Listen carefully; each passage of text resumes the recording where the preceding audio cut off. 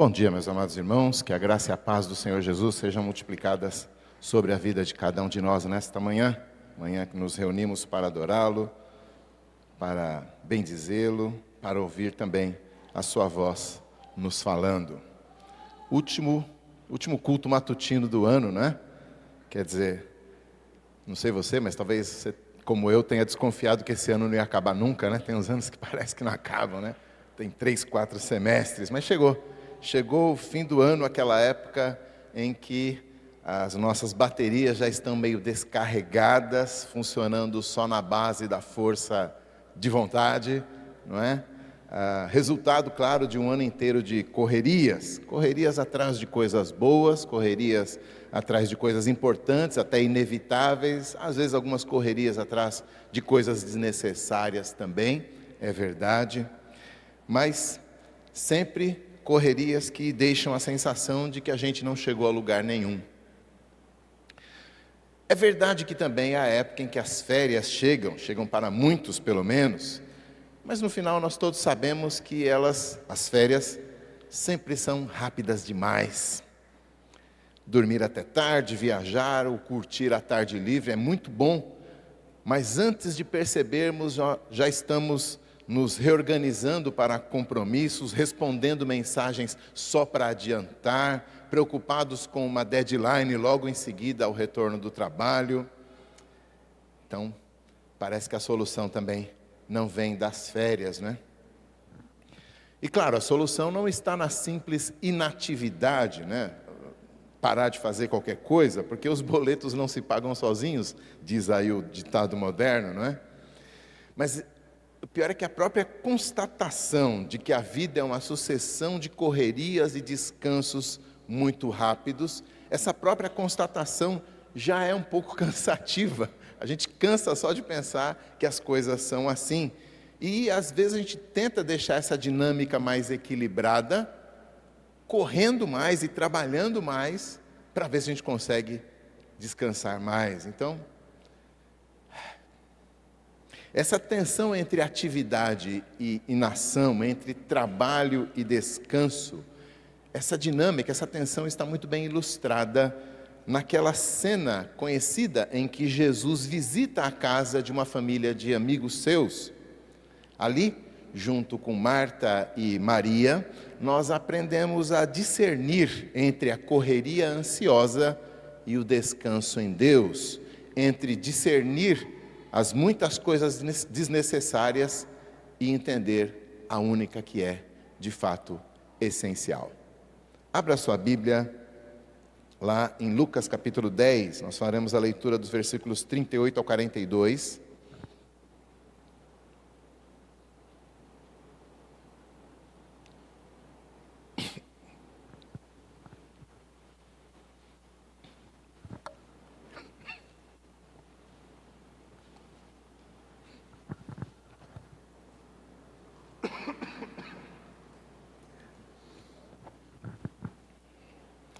Lucas 10, do 38 ao 42, diz assim a palavra do Senhor.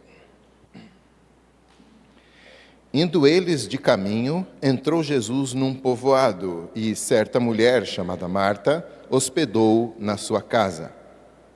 Tinha ela uma irmã, chamada Maria, e esta quedava-se assentada aos pés do Senhor, a ouvir-lhe os ensinamentos. Marta agitava-se de um lado para outro, ocupada em muitos serviços. Então se aproximou de Jesus e disse: Senhor, não te importas de que minha irmã tenha deixado que eu fique a servir sozinha? Ordena-lhe, pois, que venha ajudar-me. Respondeu-lhe o Senhor: Marta, Marta, andas inquieta e te preocupas com muitas coisas. Entretanto, pouco é necessário, ou mesmo uma só coisa. Maria, pois, escolheu a boa parte, e esta não lhe será tirada. Vamos orar mais uma vez, pedindo iluminação ao Senhor. Pai Santo e querido, em nome de Cristo, queremos te agradecer, porque o Senhor nos conduziu até aqui, o Senhor tem nos sustentado até aqui, e isso nos faz ter o coração cheio de expectativa e esperança de que o Senhor continuará sendo o nosso sustento. para todas as correrias que o futuro nos reserva. Mas ajuda-nos, Pai, neste momento, a assentarmos o nosso coração, a aquietarmos o nosso coração e a assentarmos aos pés do Senhor e aprendermos da Tua Palavra e encontrarmos ali, na Tua Palavra, o descanso para nós. Oramos em nome de Cristo. Amém. O texto então começa dizendo: indo eles ao caminho, Jesus entrou num povoado. Versículo 38 começa assim. Nós lemos durante a liturgia lá em João 11, que este povoado onde Marta e Maria moravam era Betânia, uma vila que ficava muito próxima de Jerusalém, menos de meia hora de caminhada. Como na maioria das vezes em que esta família aparece no texto sagrado, o nome de Marta é citado antes de Maria, e não só isso, mas também antes de Lázaro, seu irmão, tradicionalmente se pensa então, ou se conclui, que ela seja a irmã mais velha dos três e, portanto, a dona da casa. Tanto é que, segundo o nosso texto, ainda no versículo 38, é ela, que hospeda o mestre na sua casa. Nada mais natural, então, que ela assumisse a liderança na hospitalidade dos convidados nesta história, assim como também naquela outra vez em que Jesus esteve com eles, ceando, capítulo 12 de João nos conta a respeito disso, e até mesmo no velório de Lázaro, era ela que estava à frente de tudo, aquele velório que Jesus adiou, que Jesus colocou em cancelamento.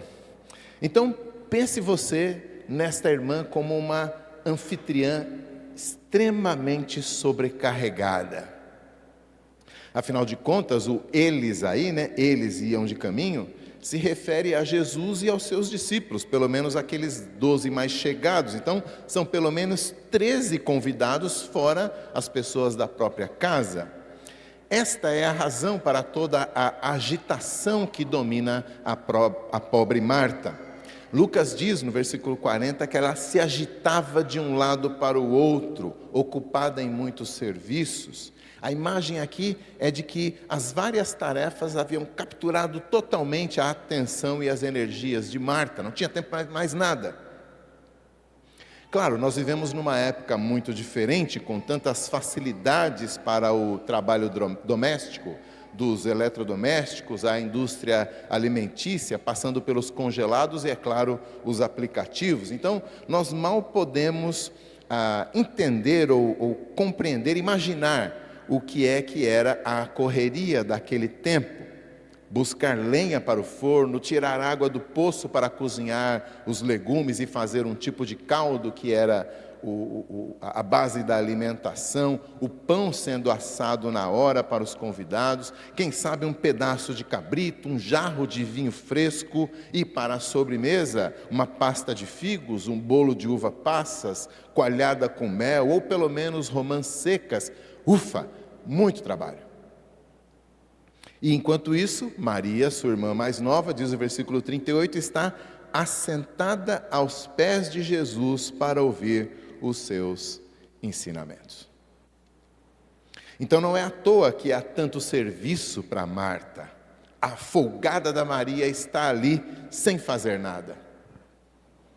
Diz um antigo ditado que por trás de cada estressado está sempre alguém folgado, Sempre há alguém ali na sombra. Além de tudo isso, é bem provável que Marta também gostaria de fazer o mesmo que a sua irmã, gostaria de estar ali sentadinha, ouvindo as palavras do mestre. Nenhum outro rabino aceitava ensinar mulheres naquela época, então era uma oportunidade única, que ela também não queria perder. Quanto tempo será até a próxima visita de Jesus? E como a folgada da Maria não estava ajudando, ela certamente ia demorar muito mais para aproveitar a visita de Jesus, depois de terminar todo o trabalho. Afora que havia uma conversa entre os discípulos de que Jesus estava indo para Jerusalém, onde os líderes judeus, especialmente os fariseus, aguardavam uma chance de prendê-lo. Quer dizer, E se aquela fosse a última visita de Jesus? Definitivamente não era justo. Não era justo. E a indignação de Marta vai crescendo por dentro e acaba explodindo, de tal forma que, apesar de Lucas ser muito econômico, ele descreve a cena de maneira muito rápida, o diálogo de maneira muito breve, mas nós conseguimos sentir o quanto ela estava irritada. E aqui um inevitável parêntese, não é? Porque quase certamente serão as irmãs presentes que terão mais facilidade de se identificar com a correria, a fadiga e a frustração de Marta. Por mais que a sociedade, o conceito de trabalho e até o formato de família tenham mudado tanto nestes séculos, nós sabemos que ainda são elas as principais servidoras do lar. Inclusive tem marido que realmente acha que a esposa tem que trabalhar 8 horas fora e ainda manter a casa limpa, organizada, as crianças educadas, alimentadas, bem comportadas e com a lição de casa feita. Enquanto ele, que trabalhou provavelmente as mesmas 8 horas, já pode relaxar no sofá. Quer dizer, este marido crente se lembra de maneira muito clara do apóstolo Pedro na sua primeira carta, capítulo 3, dizendo que a esposa deve ser submissa ao marido, chamando-o de Senhor. Mas ele se esquece que no mesmo trecho, Pedro manda ao marido tratar a esposa com honra, como se fosse um vaso mais frágil. Ou seja, a nossa liderança, irmãos, é uma liderança de cuidado, de proteção, de poupar o vaso mais frágil, não de colocar mais peso sobre ele. Mas fechando o parêntese e voltando ao texto, o ponto é que, na verdade, não só as mulheres, mas todos nós podemos nos enxergar em Marta, com a sua correria, sua afobação, sua falta de energia para fazer tudo, sua falta de tempo para si mesma. Especialmente paulistanos que somos, estamos sempre correndo, agitados de um lado para o outro, ocupados com muitos compromissos, agendas, calls e assim por diante. Desde a formação que nunca acaba. Que faculdade o quê? Cadê o MBA? Já engatou o mestrado sanduíche? E não corre atrás para ver. E até a aposentadoria. Temos tantas pessoas aposentadas que não param um segundo sequer. Continua atendendo por PJ, fica com o netinho depois da escolinha, recebe assistência técnica para a nora, envia encomenda para o filho, dá uma ajuda na casa da filha, leva o sobrinho na escola, passa com o carro no mecânico, briga com o convênio para liberar os exames do pai idoso, substitui a cuidadora da tia que saiu de férias. Não paramos. Não paramos e a vida é cheia de correrias. Então, seja num momento ou no outro, numa área ou na outra da vida, todos somos Marta, sobrecarregados de fardos mais pesados do que nós podemos de fato carregar. E veja bem, por um lado, isso tudo nada mais é do que a sentença do Criador que continua nos alcançando vez após vez, das mais variadas formas. Gênesis 3,17, em fadigas obterás o teu sustento. Não tem jeito, as correrias e canseiras são parte integrante da vida do lado de cá, do Éden. Agora, a resposta de Jesus a Marta, no versículos 41 e 42, sugere que muitas vezes as nossas correrias também estão relacionadas à nossa falta de sabedoria e de discernimento diante das muitas tarefas, demandas e compromissos que se apresentam. Jesus diz a ela: andas inquieta e te preocupas com muitas coisas, contudo, pouco é necessário. Certa vez, num debate com os fariseus, registrado lá em Marcos 2, Jesus diz que o sábado foi estabelecido por causa do homem. Ou seja, o próprio Criador, meus irmãos, proveu para que a nossa vida não fosse ou não se resumisse apenas ao trabalho, à correria. É preciso descanso. Então nós temos que reconhecer e respeitar os nossos limites físicos e psicológicos. A sabedoria bíblica ensina, Eclesiastes 9:10, tudo quanto te vier à mão para fazer, faze-o conforme as tuas forças. E geralmente a gente entende esse versículo dizendo assim que você tem que fazer até acabarem as suas forças, mas não é, é o contrário. É que você deve fazer as coisas reconhecendo o limite do teu braço, o limite da tua força. Ora, a vida tem poucas necessidades reais mesmo. Tanto é que quando forçados, podemos passar sem muitas das coisas às quais nós dedicamos tanto do nosso tempo. E se o nosso tempo e as nossas energias são limitados, e são mesmo, inevitavelmente teremos que exercer sabedoria e discernimento para hierarquizar as coisas, hierarquizar as obrigações, os compromissos. O que é necessário? O que é importante, mas não é urgente? O que é desejável, mas não necessário?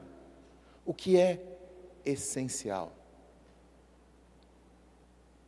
Mesmo porque, pela fé, nós entendemos que não é o nosso trabalho, o nosso esforço propriamente dito, que nos sustenta. Não é. Quando oramos, como Jesus nos ensinou, nós pedimos ao Pai do céu o pão de cada dia. Isto é, ao orarmos a oração que nós costumamos chamar de oração do Pai Nosso, ou oração do Senhor, ao orarmos conforme Jesus nos ensina, nós estamos obrigados a reconhecer que é a bondade divina a fonte de todo o bem. O alimento, as vestes, o teto, o lazer, a viagem, a saúde, o plano de saúde, o remédio, a formação acadêmica, a estrutura familiar, a política econômica. Tudo vem das mãos daquele que alimenta as aves do céu, que não semeiam, não colhem e nem ajuntam em celeiros. Então nós devemos examinar a nós mesmos, meus irmãos, para discernir se não há uma parcela das nossas canseiras que são, na verdade, expressão da nossa indisposição de descansar no Senhor. Descansar aqui no sentido de confiar que Ele suprirá as nossas necessidades conforme a sua boa vontade, pois para Ele valemos, sim, muito mais do que as aves, diz Jesus no Sermão do Monte. Mas a queixa de Maria também nos ajuda de maneira muito prática a desenvolver esse discernimento. Repare que esse discernimento sobre coisas essenciais ou desnecessárias e sobre onde é que nós devemos empregar a nossa canseira, a nossa correria. Repare você que na irritação de Marta, ela não critica apenas Maria, a irmã folgada que não estava ajudando. Nas palavras de Marta, há uma crítica sutil também a Jesus, ao Senhor. Porque Ele está permitindo que Maria se assente ali, sem fazer nada.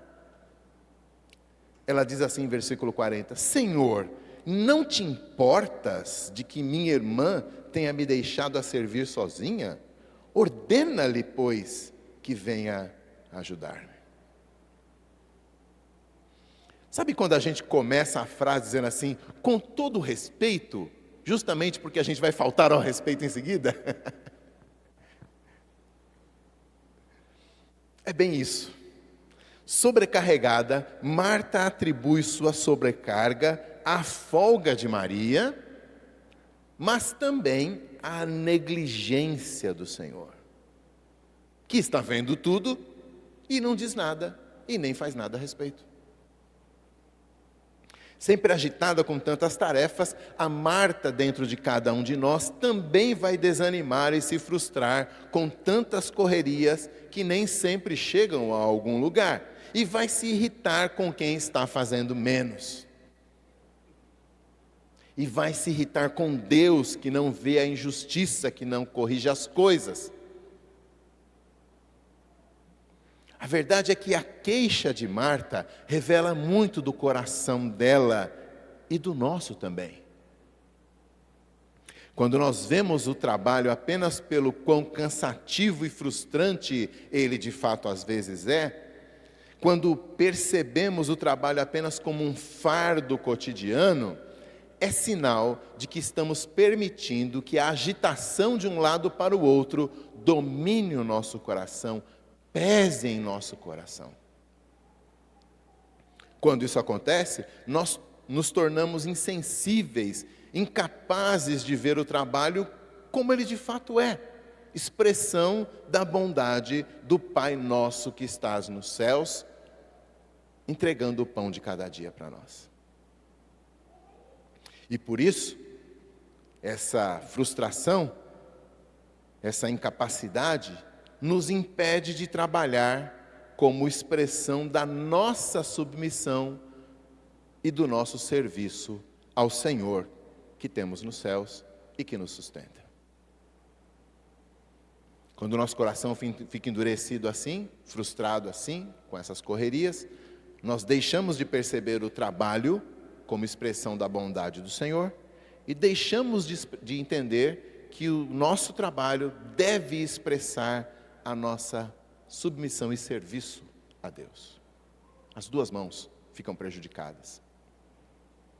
É este tipo de visão espiritual que Paulo quer insuflar em seus leitores lá na carta aos Colossenses 3, do versículo 22 em diante, ele diz assim: servos, obedecei em tudo ao vosso patrão, não servindo apenas sob vigilância, visando tão somente agradar homens, mas servindo de coração, como para o Senhor e não para os homens, cientes de que recebereis do Senhor a recompensa da herança. A Cristo Senhor é que estais servindo. Para quem você trabalha? Quem é o seu patrão? Qual é o teu salário? O teu verdadeiro patrão te paga menos do que deveria? Não, nunca. A Escritura, meus irmãos, nos ordena, 1 Coríntios 10, 31, a fazer tudo para a glória de Deus. Mas como trabalhar para a glória de Deus se eu não consigo enxergar Deus presente no trabalho? Como o meu verdadeiro patrão, como aquele que sempre me paga generosamente. No caso específico de Marta, Jesus estava bem ali, era possível ouvir a sua voz inconfundível no cômodo ao lado, mas por alguns instantes, agitada demais com as correrias do dia, Marta perdeu esta visão. Perdeu esta visão e o resultado é sempre o mesmo: frustração, ressentimento, ira, sensação de estar sendo injustiçado. A resposta de Jesus, versículo 41 e 42, é: Marta, Marta, andas inquieta e te preocupas com muitas coisas, entretanto pouco é necessário, ou mesmo uma só coisa. Maria escolheu a boa parte, e esta não lhe será tirada. É como se o Senhor estivesse dizendo a Marta: sim, eu estou vendo o quanto você está se esforçando para nos servir da melhor maneira. Bênção. Também vi que a sua irmã não está ajudando, está ouvindo a minha palavra. Bênção. Mas Marta, me ouvir é mais importante do que me servir.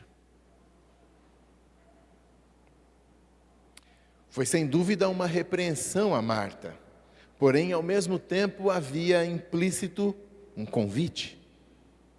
Um convite. Por que então você também não vem me ouvir, Marta? Uma coisa só é necessária. É um convite que lembra muito aquele outro que Jesus fez em Mateus 18, dizendo: vinde a mim, todos os que estáis cansados e sobrecarregados, e eu vos aliviarei. Aprendei de mim, e achareis descanso para vossas almas.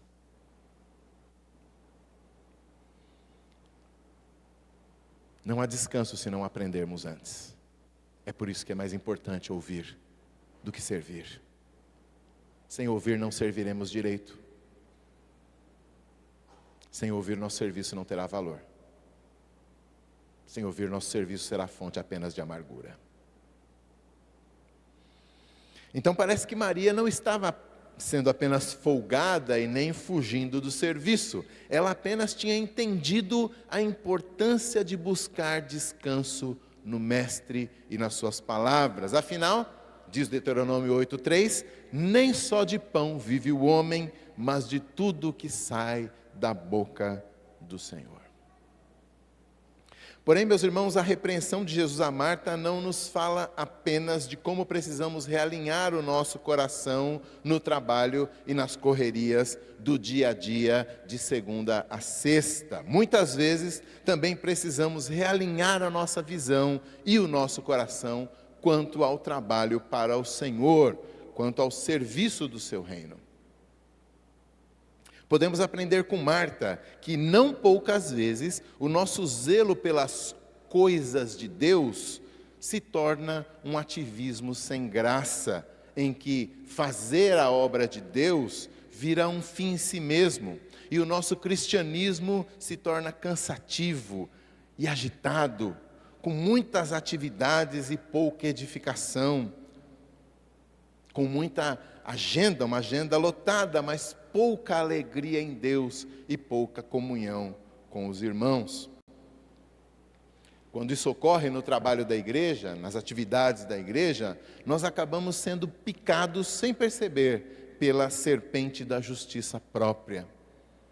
Rapidamente começamos a olhar em volta e a descobrir que há outros irmãos que não estão fazendo igual, que não estão atuando tão bem, que não estão trabalhando tanto.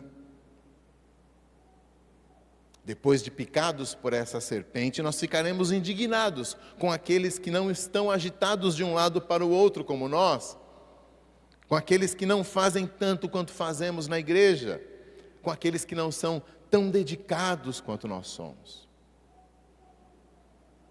Mas o pior é quando aqueles que nós julgamos não terem o nosso zelo pela obra de Deus, o pior de tudo é quando nós percebemos que eles estão desfrutando da bênção dele. Senhor, eu não quero faltar ao respeito, mas eu preciso dizer que o Senhor não está administrando bem esse negócio aqui. Será que o Senhor não percebeu o quanto aquele irmão ali é folgado? Será que o Senhor não percebeu o quanto aquele ali é devagar? Será que o Senhor não percebeu que aquele outro ali não leva jeito para aquele ministério? E acima de tudo, será que o Senhor não viu o quanto eu tenho me esforçado? Senhor, eu não quero faltar ao respeito, mas o Senhor não se importa? Essa é, obviamente, meus irmãos, a mesma mentalidade que nós vemos no irmão mais velho daquela parábola que nós costumamos chamar do filho pródigo, né? Tem um irmão mais velho. Quando ele vê o pai abençoando o filho que havia gastado tudo, ele fica indignado. E você provavelmente se lembra das palavras dele, lá em Lucas 15, do 29 em diante, ele diz assim: há tantos anos que te sirvo, sem jamais transgredir uma ordem tua, e nunca me deste um cabrito sequer, para alegrar-me com os meus amigos, vindo porém este teu filho. Que serviço triste esse filho estava prestando esses anos todos. Essa indignação com a graça gratuita do Deus que é gracioso, é a evidência material de que o nosso zelo tomou o lugar da alegria em servir ao Senhor. Quando esse tipo de sentimento e pensamento entra no nosso coração, como entrou no de Marta, nós temos aí um termômetro de onde está o nosso coração. É a prova de que em algum ponto da caminhada, nós deixamos de focar na graça dele a nós, para focar no nosso serviço a ele. E invertemos tudo. Um último detalhe em nossa história pode passar despercebido, porque na nossa leitura cotidiana e comum, nem sempre nós paramos para anotar alguns detalhes do texto bíblico. No caso de Lucas, ele organiza o material que ele pesquisou. Lucas começa o seu evangelho dizendo isso, né? Olha, Teófilo, eu fiz uma pesquisa a respeito de tudo o que Jesus fez, ensinou, e coloquei em ordem aqui para poder te ensinar. Pois bem, esse processo de Lucas de organizar o material dele é muito proposital, é muito assertivo. Ele tem alguns padrões que às vezes nós não notamos na nossa leitura comum. Ele gasta os primeiros 4 capítulos com o nascimento, infância e preparação para o ministério de Jesus. Em seguida, ele gasta mais 5 capítulos com o ministério de Jesus ali na Galileia, rodando só na vizinhança. E então, capítulo 9, 51, ele diz, né, ele narra que Jesus decidiu ir até Jerusalém. Capítulo 9, 51.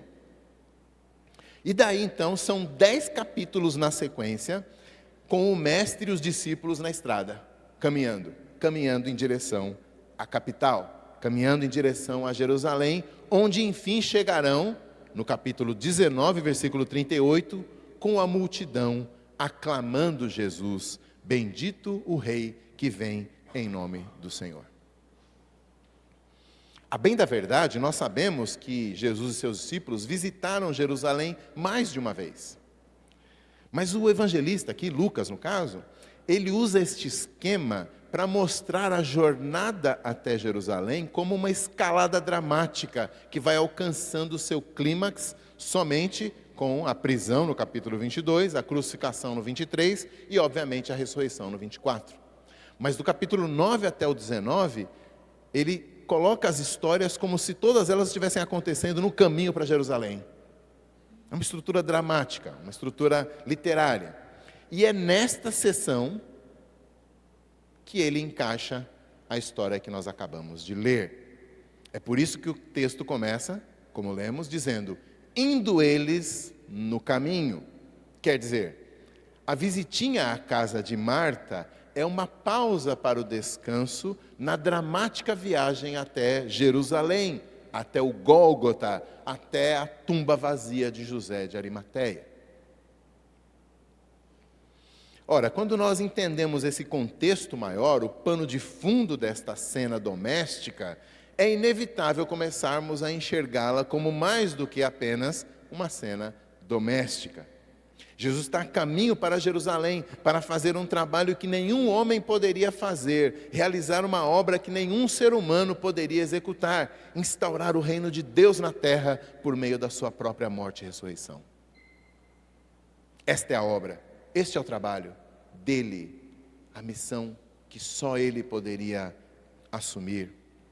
E de fato, neste grande trabalho, nesta grande obra, seus discípulos são meros espectadores da crucificação, do túmulo vazio, da assunção em meio às nuvens, pois esta foi a obra que o Pai lhe deu para fazer e só ele poderia cumpri-la. É o cálice que somente ele poderia tomar, como ele mesmo diz num outro texto. Mesmo depois, quando o Salvador envia o seu Santo Espírito sobre a igreja, os discípulos estão passivamente esperando o cumprimento da promessa lá em Jerusalém, para onde Jesus está indo neste momento. É sobre isto a exortação do apóstolo Paulo lá aos Filipenses capítulo 2, quando ele diz, porque Deus é quem efetua em vós tanto o querer como o realizar, segundo a sua boa vontade. Fazei tudo sem murmurações ou contendas. Nem murmurações, nem contendas contra os irmãos e, obviamente, nem contra o Senhor. Meus irmãos, o que eu quero dizer é que no centro da vida cristã brilha esta verdade eterna.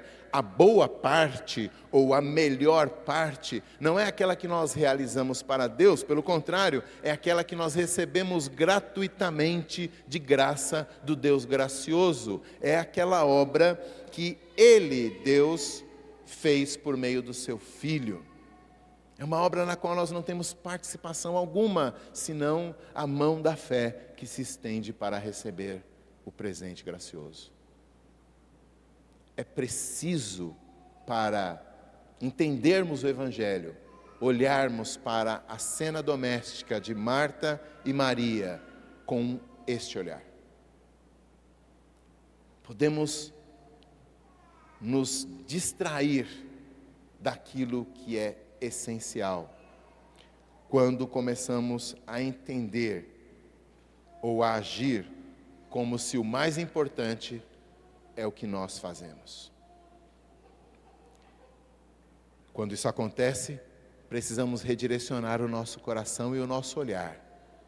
Precisamos assentar aos pés do Senhor e ouvir de novo a sua palavra, ouvir de novo o seu ensino, ouvir de novo o Evangelho da graça que nos assenta aos pés de Jesus e nos dá descanso para as nossas almas. Não é o que nós fazemos, é o que Ele fez. E o que nós fazemos só tem valor quando está alimentado e fundamentado naquilo que nós ouvimos do Evangelho da graça. De maneira tal que o que nós oferecemos a Ele é mera consequência natural ou sobrenatural daquilo que Ele mesmo já nos deu. Sempre. Amor, salvação, dons, oportunidades, dinheiro, tempo, generosidade, saúde, tudo é fruto da mesma graça que nos capacita, nos aperfeiçoa, nos santifica e inclusive nos usa como seus instrumentos, desde que sejam instrumentos que reconheçam a sua profunda dependência dele.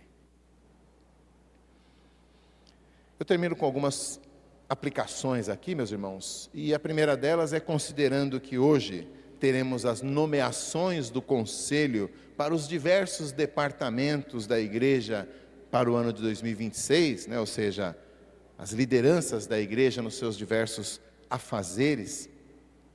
Há uma aplicação aqui para a liderança cristã, porque todos somos chamados a arregaçar as mangas na obra do Senhor.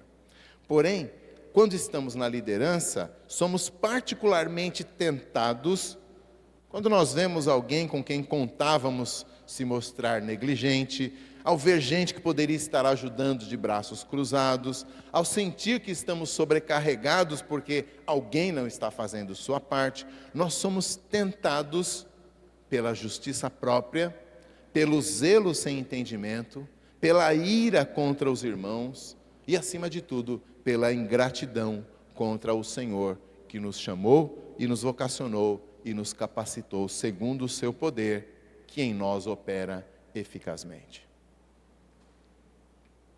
Então, se você durante o ano de 26 estiver atuando no seu ministério, no seu departamento, no seu trabalho, na igreja, e você sentir que o seu coração está pesando nessa direção, volte-se ao Senhor, assente-se novamente aos pés dEle,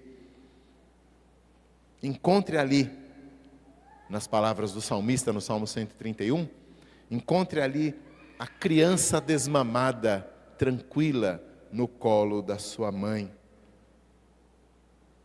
E então, continue servindo a Ele com o coração limpo. Uma outra aplicação muito apropriada para esta época, em que nós somos levados a refletir acerca do ano que está acabando. Olhando para trás, você percebe 2025 mais como um ano cheio de correrias e canseiras, cheio de queixas contra quem fez menos, ou você repara e observa um ano em que o Senhor te sustentou e te capacitou com sua graça? Como é que esse ano ficou marcado para você? Faça a sua retrospectiva, mas lembre-se, o balanço não depende tanto do que você fez ou deixou de fazer, mas o balanço depende muito mais do quanto o seu coração esteve alinhado com a graça do Senhor. Do outro lado, é também uma época de resoluções, não é mesmo? resoluções para o ano que está começando. Então, que tal se resolver a ser menos resmungão em 2026? Que tal se resolver a policiar o seu coração para ser mais grato, para servir a Ele e ao seu povo com mais desprendimento, com mais alegria, com mais graça no coração? Essa é uma boa resolução para 2026. Mas talvez a aplicação para você, depois de tantas correrias e canseiras, talvez a melhor aplicação para você seja baixar o ritmo, correr menos, aprender a distinguir coisas mais importantes de coisas desnecessárias, distinguir coisas que estão consumindo sua energia, sua mente, sua saúde, seu tempo, sua família. Essa também é uma boa aplicação do nosso texto. Não permita que a sua vida seja agitada de um lado para o outro com tantas coisas, mas não com aquelas poucas que são realmente necessárias. Acima de tudo, resolva-se a descansar. E espero que já tenha ficado muito claro isso. Eu não estou falando de tirar férias mais longas, não estou falando de ano sabático. Estou falando daquele que é o nosso sábado, daquele aos pés de quem encontramos verdadeiro descanso para as nossas almas. Qualquer correria que não comece e termine em profunda dependência e comunhão com Cristo é tolice, é vaidade, é enfado, é canseira, é correr atrás do vento. É claro, eu sei, há muitas coisas para fazer, mas é justamente por isso que você precisa posicionar o coração no lugar certo, ouvir a voz do Senhor, falar com Ele em oração, entregando aos pés dEle cada tarefa, cada dever, cada emergência, cada plano, cada problema, cada alegria, cada correria e cada canseira. É aos pés dEle que nós encontramos a melhor parte. É aos pés dEle que nós encontramos o descanso que não nos será tirado. Que o Senhor nos ajude a vivermos assim, como Maria, não tanto como Marta, neste ano que está para começar.